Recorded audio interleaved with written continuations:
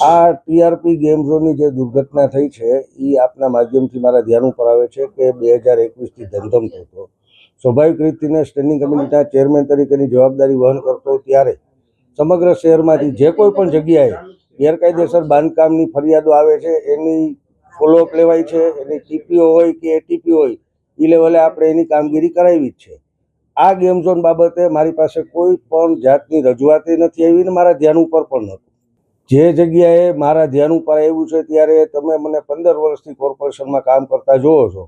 એક પણ અધિકારીને ક્યારેય મેં છાવરા નથી અને એક પણ બાબતમાં કોઈ પણ સામાન્ય માણસે મારી પાસે ફરિયાદ લઈને આવ્યો ત્યારે એ અધિકારીને એ માણસની હાજરીમાં બોલાવીને સૂચના આપેલી. હવે વાત રહી આ જે કાંઈ પણ ટીપી શાખાની, તો અત્યારે સીટની રચના થઈ છે અને સરકાર ખૂબ ગંભીરતાપૂર્વક આ ઘટનાને લીધી છે અને કદાચ ગુજરાતમાં કહી શકાય એવા કડક પગલાઓ ભરવામાં આવી રહ્યા છે. સાથોસાથ આ બધા અધિકારીઓની એસીબી દ્વારા પણ તપાસ થઈ રહી છે. જે કાંઈ પણ સત્ય હશે એ સામે આવશે અને હું એવું માનું છું કે આ દુર્ઘટનામાં જે કોઈ પણ જવાબદાર હોય એના ઉપર એવા કડક પગલાં ભરાવા જોઈએ કે સમગ્ર રાજકોટ કે સમગ્ર ગુજરાત નહીં, આ દેશમાં દાખલારૂપ સજા મળે અને આ પ્રકારના બનાવો બનતા અટકાવવાની જવાબદારી જેની છે એ બધા સતર્કતાપૂર્વક પોતાની કામગીરી બજાવે. મારા ધ્યાન ઉપર કોઈની આમાં ભલામણ હોય એવું નથી અને આપના માધ્યમથી પણ હું જણાવવા માંગુ છું કે આમાં મેં કોઈ ભલામણ કરી એવું ધ્યાન ઉપર આવે તો ફક્ત રાજકારણ છોડી દઈશ એટલું નહીં, પણ મારા ઉપર પણ કાયદેસરના પગલાં ભરવામાં આવે અને સખતમાં સખત સજા મળવી જોઈએ એ હું બહુ સ્પષ્ટપણે માનું છું. મારા ધ્યાન ઉપર આવ્યું હોત તો ત્યારે મેં 100% પગલાં ભરવાની સૂચના આપી હોત, પરંતુ બહુ સભાનતાપૂર્વક કહું છું કે મારા ધ્યાન ઉપર નહોતું. સ્ટેન્ડિંગ કમિટીના ચેરમેનની જવાબદારી મારી બનતી હોય ત્યારે મારી ઓફિસમાં આવતા કોઈ પણ પ્રશ્નો હોય એને મેં ગંભીરતાપૂર્વક લીધા. ધ્યાનમાં આવ્યું છે ત્યારે મેં દરેક કેસમાં કેસ ટુ કેસ ટીપી શાખાને અરજદારની સામે બેસાડીને એના રસ્તા કાઢ્યા. હવે એ તો ટીપી શાખાના એસીબી ને આ બધી તપાસ પૂર્ણ થાય ત્યારબાદ આપણને સત્ય ધ્યાન ઉપર આવશે.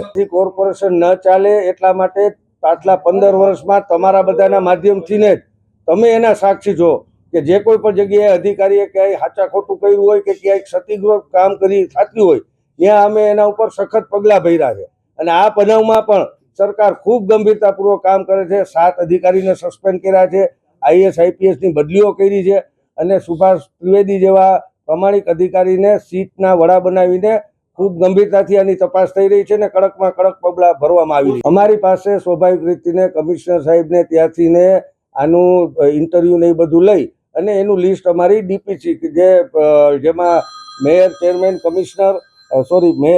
દંડક, પાર્ટી નેતા અને વિપક્ષના નેતાની કમિટી હોય છે. એમાં અમે ઇન્ટરવ્યુ લઈને એના માર્કિંગના આધારે અમે ભલામણ કરતા હોઈએ છીએ સામાન્ય સભાને.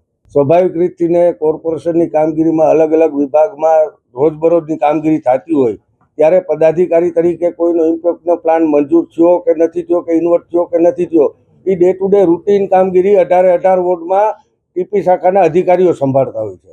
અમારી પાસે જે કોઈ પણ આવે છે એ પોલિસી ડિસિઝન લેવાનો હોય અથવા તો કોઈ જગ્યાએ ક્યાંય ફરિયાદ આવી હોય તો આના અનુસંધાને અમે ચોક્કસથી કાર્યવાહી કરતા હોય. મારી પાસે સાગઠિયા સાહેબે કોઈ ભ્રષ્ટાચાર કર્યો છે એવા કોઈ અમારા કોર્પોરેટરે ફરિયાદ મારી પાસે કરેલી નથી.